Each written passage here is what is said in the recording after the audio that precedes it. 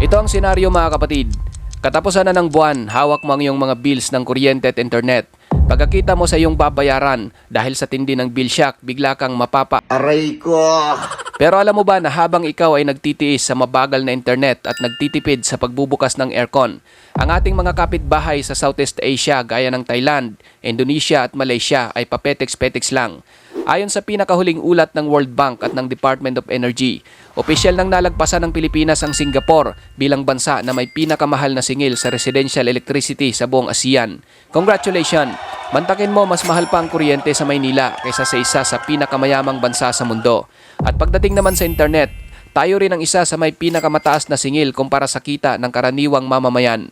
Bakit nga ba tayo laging talo at pinagkakakitaan sa sarili nating bansa?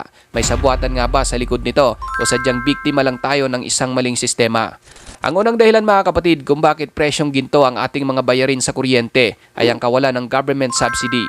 Sa ibang mga bansa tulad ng Malaysia, Myanmar at Indonesia, sadyang napakababa ng singil sa kanilang kuryente. Katunayan, naglalaro lang ito sa piso hanggang 5 piso kada kilowatt hour. At ang dahilan nito, dahil binabayaran ng kanilang gobyerno ang isang malaking bahagi ng operational cost. Inaabunuhan at sinasalo ng kanilang pamahalaan para protektahan ang bulsa ng mga mamamayan. Pero sa Pilipinas, sa ilalim ng batas na IPIRA o Electric Power Industry Reform Act, ang buong sektor ng kuryente ay fully privatized. Ibig sabihin, ang lahat ng gastos mula sa paggawa, pagpapadala at mga buwis ay direktang ipinapataw sa buwanang bill nating mga consumer. Walang tulong pinansyal mula sa gobyerno, kaya bawat sentimo tayo ang pumapasan. Ang pangalawang dahilan ay ang ating malalang fossil fuel dependency. Mahigit 70% ng kuryente sa Pilipinas ay nagmumula sa coal, langis at natural gas. Pero ang problema, halos lahat ng ito ay kailangan pa nating i-import o bilhin sa ibang bansa. Para tayong isang pamilya na nagpapadeliver ng pagkain araw-araw imbis na magluto sa sariling kusina.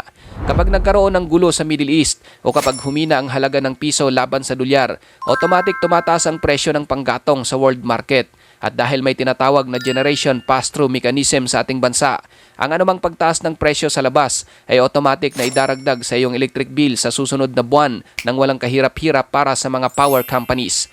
Huwag din natin kalilimutan ang tinatawag na archipelago tax. Ang pagiging watak-watak ng ating mahigit 7,000 isla ay isang napakalaking hamon sa infrastruktura. Upang makarating ang kuryente mula sa malalaking power plants patungo sa iyong bahay, kailangan maglatag ng libu-libong kilometrong mga transmission lines at mga mamahaling submarine cables sa ilalim ng dagat. Dagdag pa rito, dahil binabagyo tayo ng halos 20 beses kada taon, napakamahal ng maintenance at pag-aayos ng mga nasisirang linya ng kuryente. Ang lahat ng operational at system loss charges na ito ay hinahati-hati rin at sinisingil sa atin buwan-buwan. Ngayon, dako naman tayo sa internet. Bakit napakamahal din ito kahit madalas ay nagloloko naman? Ang unang salarin dito ay konektado pa rin sa kuryente. Ang mga telco towers, malalaking server rooms at data centers ng mga internet providers ay nangangailangan ng bilyon-bilyong halaga ng kuryente para gumana ng walang patayan 24/7. Dahil nga mahal ang kuryente sa Pilipinas, ang malalaking electric bills ng mga kumpanyang ito ay ipinapasa rin sa ating mga internet subscription plan. Bukod sa kuryente, nariyan din ang isyu ng oligopoly at trade tape. Sa loob ng maraming dekada, iilang dambuhalang kumpanya lamang ang may hawak ng telecommunication sa bansa. Dahil walang sapat na matinding kompetisyon noon, wala silang malaking rason para ibaba ang presyo o pabilisin ang serbisyo. Idagdag mo pa ang napakatagal na proseso ng pagkuha ng permit sa mga local government units o LGU noon. Halimbawa, upang makatayo ng isang telco tower, kailangan ng halos 30 iba't ibang permit na inaabot ng ilang buwan o taon. Ang malalang burokrasyang ito ang nagpapamahal sa pagtatayo ng infrastruktura kumpara sa Vietnam na may internet plan na nagkakahalaga lang ng 500 piso kada buwan. Bagamat may mga hakbang na tulad ng pagpasok ng mga bagong player, ang pagpasa ng mga panukalang batas gaya ng Konektadong Pinoy para mapadali ang internet rollout at ang unti-unting paglipat sa renewable energy gaya ng solar power, malayo pa ang ating lalakbayin upang mapantayan ang murang serbisyo ng ating mga kapitbahay.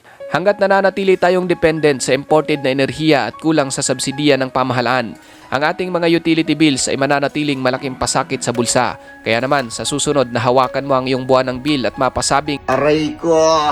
alam mo na ang dahilan at kung sino ang salarin. Hindi lang ito dahil nakalimutan mong patayin ang ilaw sa kusina, kundi dahil sa sistema, geografiya at pamamahala ng ating mga pangunahing serbisyo. Kung nakatulong sa iyo ang video na ito para maunawaan ang misteryo sa likod ng iyong mga bayarin sa kuryente at internet, Huwag mong kalimutang i-follow ang aking page. Mag-subscribe ka na rin sa aking YouTube channel para sa marami pang ganitong makabuluhang kwento. Peace out!